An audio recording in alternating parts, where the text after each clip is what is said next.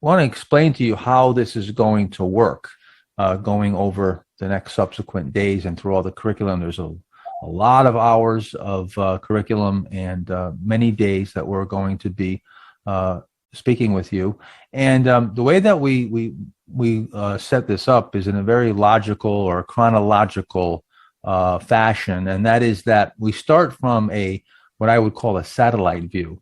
Really wide, looking at perspective. We start off with keep putting things into perspective, and then we go to an aerial view. We start zooming up, and from there we go to an overhead view, and finally we're at a microscopic view.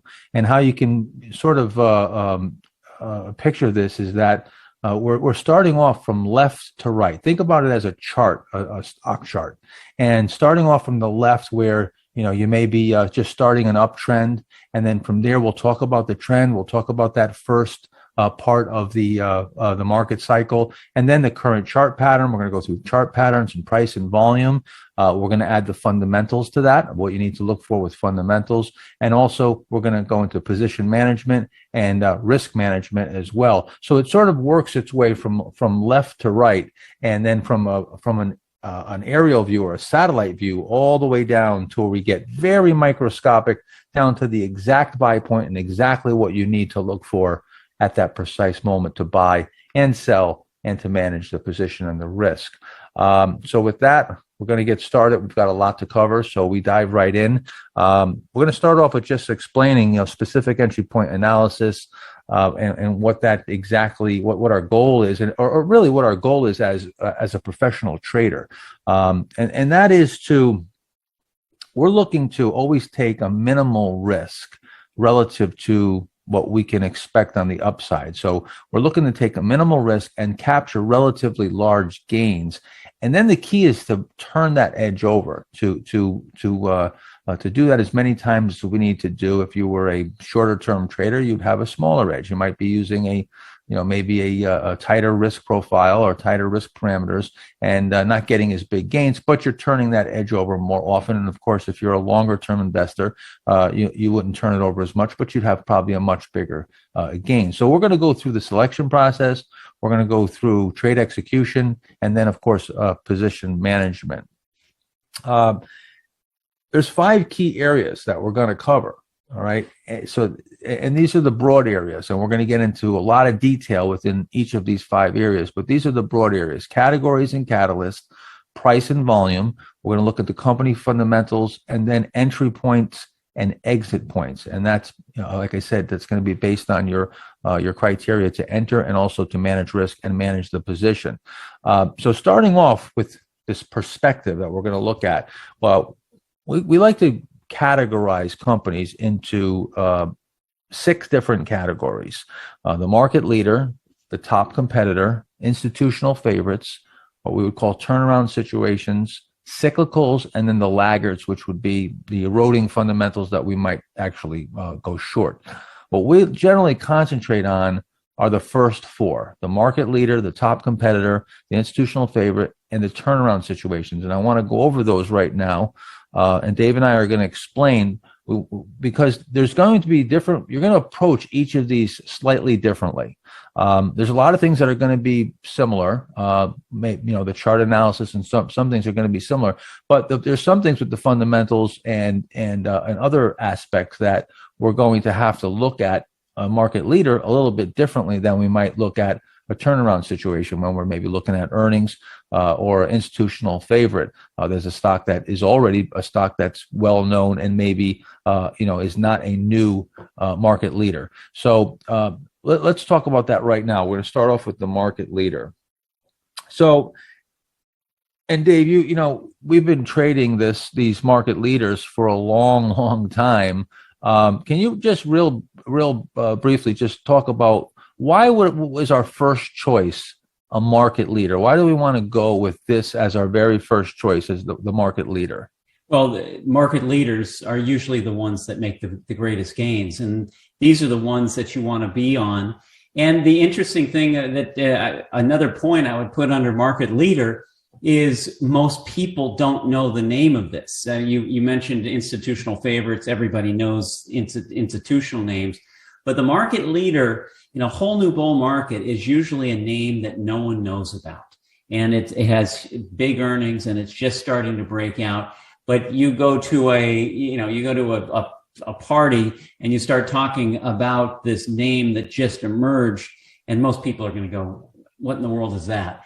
That is usually the stock that makes the biggest move in the coming bull market. Yeah, Dave, and I found also, in this, maybe this most recent, secular bull market, we've had these, FANG type stocks and big mega caps have actually been categorized as market leaders.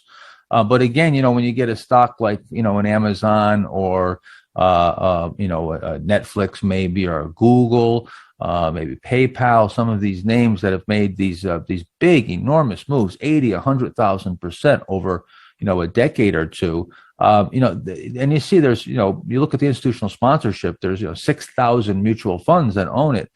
These are names of the past. They're the chances that they're going to be the next big market mover that makes another move like that is very slim.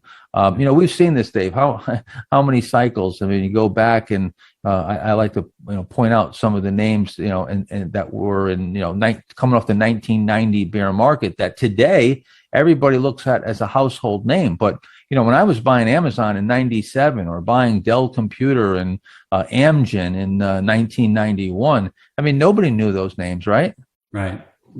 But the other thing to do is, you don't, you want to have as many market leaders as you can, but sometimes it's actually good to mix in some of the top competitors and institutional favorites and even turnaround situations to give your portfolio a little balance, because sometimes if every single one of your stocks is market leaders, you could have some great moves, but you're going to probably have, a lot more volatility with these, but you still want as many market leaders as you can. Right. So that's a good way to segue into this now. So let's talk about, and that's why we're going to talk about these 4 areas, and that's where we concentrate are in these 4 areas, because you're going to have definitely opportunities in all 4. So the first choice would be the market leader. So let's discuss and talk about what is this market leader and what it looks like. So these are stocks that are usually first to emerge in a new bull market. And very often, we're going to show you in just a second how they'll be moving into new high ground when the market is just coming off the lows. And sometimes while it's making new lows, sometimes you'll have a stock will actually bottom. It starts moving into new high ground, coming out of a base, and the market hasn't even bottomed yet. It still has another leg down. And we'll show you many examples in just a little while. They're also usually very expensive, or at least they appear expensive. They're actually cheap, but they have usually a high PE.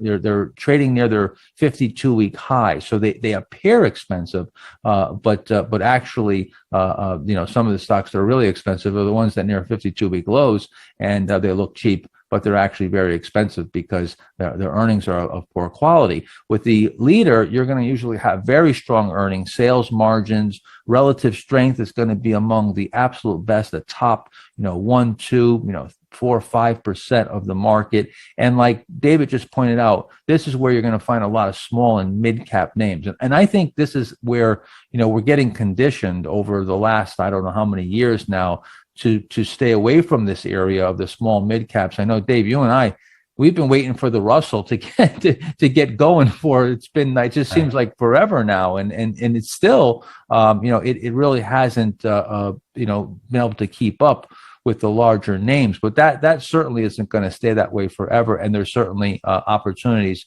in the small and mid cap area, not just, if the indexes are doing well. Yeah, the other thing about this, a market leader, when it's first to emerge in a bull market, I actually really like this period, because sometimes it's very obvious which is going to be the next leader, because it is the first one to break into new highs. It's the first one to have its relative strength line go into new highs.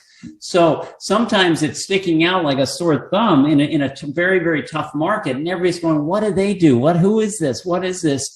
But then, as time goes on, the thing just takes off and really starts becoming one of the big leaders in the marketplace. But when you're in a tough market, the ones that are bucking the trend and moving higher in a down market are the ones that probably going to be leading when the weight of the market comes off. Yeah, and I think that's why so many people, miss these at the most opportune time. And certainly that was my issue when I first started in the stock market. I started as basically as a quant, which means I would form an opinion about the market. I was using all kinds of indicators and tea leaves and so forth. And I would wait until I was bullish on the market. And then I would look for the best groups that were acting the best. And then I would look for the stocks within those groups and pick the best stocks. The problem with that approach was by the time the market was doing well, the groups were doing well, the market leaders were already doubled and tripled and they were long gone. So I was constantly missing them and I was buying laggard stocks, which I don't even ever focus on anymore. I'm only focusing on market leaders in these areas that we're talking about. But back then I was just constantly being forced into these laggard areas because I just had the process backwards. So I flipped it completely around. I said, I'm going to look for the best stocks and let them lead me to the group. And if there's a lot of stocks that are meeting this criteria, then I'll conclude that the market is healthy, even if it doesn't appear so on the surface. And that's when all my performance changed.